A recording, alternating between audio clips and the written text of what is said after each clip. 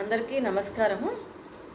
ఈరోజు మనము ఇంద్రియాలు అంటే ఏంటి, ఇంద్రియాల్లో మొదటిది అయిన శబ్దేంద్రియం యొక్క సంయోగయోగము, అయోగము, అతియోగము, మిథ్యాయోగము గురించి, వాటి వల్ల శరీరం పైన, ఆరోగ్యం పైన ఎలాంటి ప్రభావం కలుగుతుంది, ఏవి అనారోగ్యాన్ని కలిగిస్తాయి అనే విషయాల గురించి తెలుసుకుందాం. అయితే ఆయుర్వేదంలో జీవితంకి ఒక డెఫినేషన్ ఇస్తారు.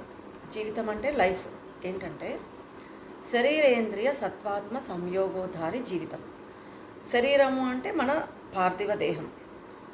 ఇంద్రియాలు, ఇంద్రియ అంటే ఇవి ఏకాదశ ఇంద్రియాలు. వాటిలో ప్రధానంగా పంచ జ్ఞానేంద్రియాలు, పంచ కర్మేంద్రియాలు, మనసు ఉభయాత్మకం. మనసు కర్మేంద్రియము, జ్ఞానేంద్రియం రెండు. అంటే జ్ఞానేంద్రియం అంటే సెన్సెస్ని అవుటర్ అట్మాస్ఫియర్ నుంచి మన బాడీకి తీసుకుంటాము జ్ఞానంని, అది జ్ఞానేంద్రియాలు. కర్మేంద్రియాలు అంటే మన మైండ్ ఏదైతే రెస్పాన్స్ ఇస్తుందో ఆ రెస్పాన్స్ని, మన మైండ్ ఇచ్చిన స్టిమ్యులేషన్ని మన కర్మేంద్రియాలతోటి, చేతులు కాళ్ళు వీటితోటి మనం వాక్ పాని పాద పాయు ఉపస్థ అంటారు. ఇవి ఎక్స్టర్నల్ అట్మాస్ఫియర్లోకి మన రెస్పాన్స్ని ఇస్తాము. సో ఇవి కర్మేంద్రియాలు. అయితే ఇక్కడ శరీరేంద్రియ సత్వాత్మ సంయోగోధారి జీవితం అనే దాంట్లో ఇంద్రియాలు అంటే జ్ఞానేంద్రియాలు మాత్రమే తీసుకోబడ్డాయి, కర్మేంద్రియాలు లేదు. సో శరీర, ఇంద్రియ, సత్వ అంటే మనసు, ఆత్మ, ఈ అన్నిటి మిశ్రమమే ఒక living human being, living body. Non లివింగ్లో ఏవి మిస్ అవుతాయి అంటే సత్వం మిస్ అవుతుంది, ఆత్మ మిస్ అవుతుంది, ఇంద్రియాలు మిస్ అవుతాయి. అయితే సత్వం మిస్ అయినా మనిషి బ్రతుకుతాడు. తర్వాత ఇంద్రియాలు కొన్ని మిస్ అయినా కూడా మనిషి జీవనం ఉంటుంది. ఆత్మ మిస్ అయితే అది జీవితం ఉండదు. దాన్ని మనం ఏమంటామంటే పార్థివ దేహం.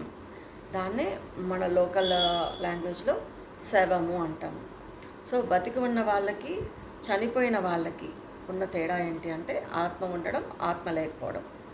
అయితే ఈ ఇంద్రియాలు అనేవి మనకి 5 జ్ఞానేంద్రియాలు ఉన్నాయి. అవేంటంటే శబ్ద, స్పర్శ, రూప, రస, గంధ. వీటిల్లో ఇంద్రియము ఎక్కడ అధిష్టానం ఉంటుంది, ఆ ఇంద్రియం ఏ ప్లేస్లో ఉంది, దేన్ని దాని ఆశ్రయంగా తీసుకొని ఉంది అనే దాన్ని మనము ఇంద్రియ అధిష్టానము అంటాము. శబ్దేంద్రియానికి అధిష్టానము చెవులు.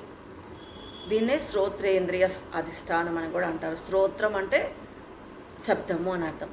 సో శబ్దేంద్రియానికి అధిష్టానము చెవులు, శబ్దేంద్రియ అర్థము శబ్దము, శబ్దేంద్రియ ద్రవ్యము అంటే మనం అన్నీ కూడా ఆయుర్వేదంలో పంచమహాభూత ద్రవ్యాలు చెప్తారు. అంటే ఆకాశ, వాయు, అగ్ని, జలము, పృథ్వీ, ఈ 5 పంచమహాభూతాలు. అయితే ఒక్కొక్క పంచ జ్ఞానేంద్రియంలో ఒక్కొక్క భూత ప్రధానంగా ఉంటుంది.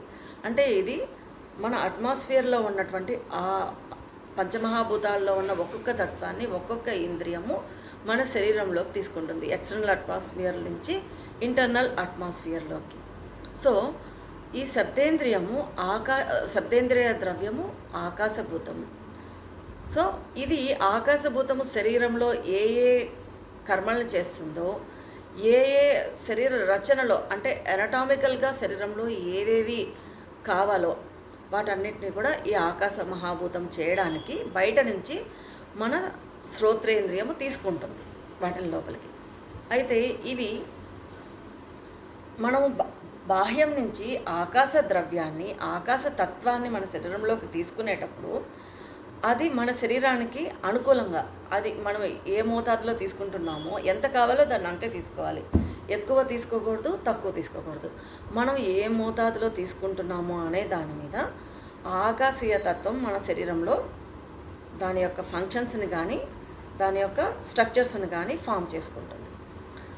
అయితే సంయోగము అంటే మనకు అనుకూలంగా ఉండేది. ఉదాహరణకి చిన్నపిల్లలు కేరింతలు కొట్టడము, వాళ్ళని, ఆ శబ్దాలు అందరికీ ఉల్లాసాన్ని, ఆహ్లాదాన్ని కలిగిస్తాయి. అట్లాగే ప్రకృతి చేసే కొన్ని ధ్వనులు, సంగీతము, ఉదాహరణకి బాలమురళీకృష్ణ కీర్తనలు అయితేనేమి, రామదాసు కీర్తనలు అయితేనేమి, తర్వాత మన మంచి సింగర్స్ ఉన్నారు ఇప్పుడు, బాలసుబ్రహ్మణ్యం అయినా, ఉదిత్ నారాయణ అయినా, కిషోర్ కుమార్ అయినా, ఆశా భోస్లే, వీళ్ళందరి పాటలు మనకు వింటుంటే ఒక ఆనందం కలుగుతుంది. వాళ్ళు విషాదంతో పాడితే మనకు కూడా ఆ పాటలో మనం కూడా లీనమైపోతాం. అలాగే ఎంఎస్ రామారావు గారి సుందరకాండ ఇవన్నీ కూడా ఏంటంటే మనకి శరీరానికి, మనసుకి ఆహ్లాదాన్ని కలిగిస్తాయి. మనసుకి ఆహ్లాదాన్ని కలిగిస్తూ మన శరీరాన్ని కూడా ఒక రిథంలో ఉంచుతాయి. అది చాలా ముఖ్యమైనది. అట్లాగే ఒక సైంటిస్ట్ నీటిపైన చాలా పరిశోధనలు చేశారు. ఆ నీటిపైన పరిశోధనలు ఏంటంటే అతను చేసింది వాటర్ మాలిక్యూల్స్ అంటే వాటర్ అంటే నీరు అంటే H2O, హైడ్రోజన్ 2 పరమాణువులు, ఒక ఆక్సిజన్ పరమాణువు కలిసి వాటర్ మాలిక్యూల్, వాటర్ అణు అంటే జల అణువు తయారవుతుంది. సో ఈ మాలిక్యూల్స్ అన్నీ మనము దానికి ఒక రిథమిక్ మ్యూజిక్ని ఇస్తుంటే మాలిక్యూల్స్ అన్నీ ఒక ప్రాపర్ అరేంజ్మెంట్లో వెళ్తున్నాయి. మనం గోల చేస్తుంటే వాటి అరేంజ్మెంట్ కూడా గందరగోళంగా ఉంటుంది. అంటే ఈ మనం చేసే శబ్దం వల్ల నీళ్ళల్లో అటువంటి మార్పులు వస్తున్నాయి. అంటే మనము మన శరీరంలోకి శబ్దాన్ని తీసుకునేటప్పుడు అంటే బయట ఉన్న శబ్దాన్ని మన చెవుల ద్వారా శబ్దేంద్రియంతో మన శరీరంలోకి తీసుకున్నప్పుడు మన శరీరంలో కూడా అలాగే అలజడి ఏర్పడుతుంది. సో సమ్యగ్యోగం తీసుకోవడం వల్ల మనము హెల్దీగా ఉంటాము. అంటే మనకు ఆహ్లాదకరమైన శబ్దాలు, మనం వినగలిగినంత రేంజ్లో ఉన్న శబ్దాలు అంటే 20 హెడ్స్ నుంచి 20,000 హెడ్స్ వరకు మనకి మన చెవి వినగలదు. దాంట్లో కూడా మనం కొన్ని డెసిబెల్స్ ఉండే సౌండ్స్ మాత్రమే మనకి ప్రశాంతంగా అనిపిస్తాయి. ఇప్పుడు ఆల్ ఆఫ్ ఏ సడన్ చాలా ఎక్కువ ఫైర్ క్రాకర్స్ వచ్చేసాయి అనుకోండి, మనకి అది కొంచెం అలజడిస్తుంది. పెద్ద పెద్ద శబ్దాలు డప్పు కొడుతూ ఉంటారు, తీన్మార్ కంటిన్యూగా ఉంది. మన ఇంటి పక్కన ఎవరైనా బోర్ వేస్తున్నారు, పొద్దు నుంచి సాయంత్రం వరకు నీళ్ళు పడలేదని రెండో రోజు కూడా కంటిన్యూ చేస్తున్నారు. లేకపోతే మన ఈ మిక్సర్ ఉంటుంది కదా, గ్రావెల్ అండ్ సిమెంట్ మిక్సర్, ఇవి జేసీబీ చేసే సౌండ్స్, ఇవన్నీ కొంచెం సేపు వరకు మనకి ఓకే. కంటిన్యూగా ఇవే శబ్దాలు వస్తుంటే మన శరీరంలో కూడా అలజడేస్తుంది.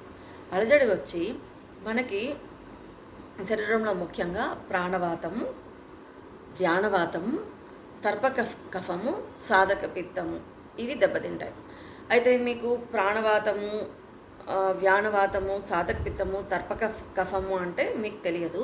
వీటి గురించి నేను వేరే వీడియోలో మీకు డీటెయిల్గా ఎక్స్ప్లెయిన్ చేస్తాను.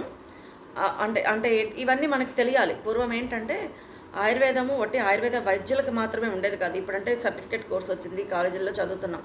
పూర్వము భారతీయుల్లో ప్రతి ఒక్కళ్ళకి ప్రతి ఇంట్లో ఆయుర్వేదం అందరికీ తెలిసేది. ఇప్పుడు దురదృష్టవశాత్తు తెలియదు కాబట్టి ఒక్కొక్కటి నేను వివరంగా మీకు చెప్తాను. ఇది తెలుసుకోవడం మన బాధ్యత, మన రెస్పాన్సిబిలిటీ. మన సైన్స్ మనం తెలుసుకోవాలి. మన శరీరాన్ని మనము మన సైన్స్ కోణంలో అర్థం చేసుకుంటే మనం ఆరోగ్యంగా ఉంటాం.